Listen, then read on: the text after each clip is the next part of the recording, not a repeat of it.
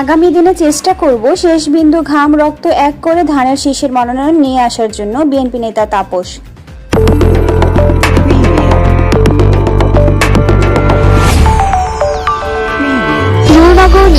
সময়ের সাথে সত্যের পথে। বাংলাদেশ জাতীয়তাবাদী দল বিএনপির সাংগঠনিক অভিভাবক ভারপ্রাপ্ত চেয়ারম্যান তারেক রহমান ঘোষিত রাষ্ট্র কাঠামো মেরামতের 31 দফা বাস্তবায়নে ব্রাহ্মণবাড়িয়ার নবীনগর উপজেলা কাইতলা দক্ষিণ ইউনিয়ন বিএনপির অঙ্গ ও সহযোগী সংগঠনের উদ্যোগে সমাবেশ অনুষ্ঠিত হয়েছে।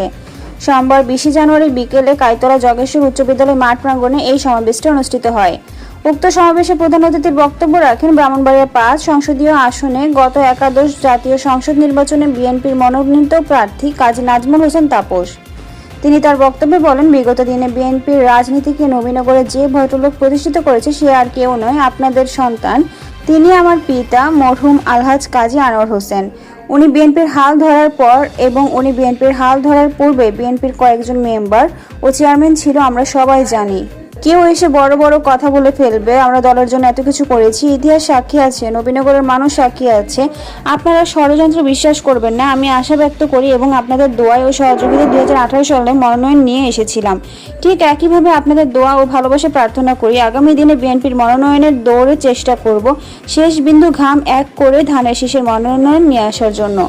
তিনি আরও বলেন, আগামী দিনে আমরা গ্রামে গ্রামে গিয়ে প্রোগ্রাম করব, বড় মাঠে আর প্রোগ্রাম করব না। আগামী দিনে আমাদের লক্ষ্য থাকবে প্রত্যেকটি গ্রামে উঠান বৈঠকের মাধ্যমে যেই রাজনীতি আমার বাবা শিখিয়ে গিয়েছিলেন সেই রাজনীতির পথে যেতে। গ্রামের ভিতরে এবং গ্রামের মানুষের ভিতর আমার যেতে হবে। আমরা আশা করি আমাদের জন্য সুদিন সামনে আছে ইনশাআল্লাহ।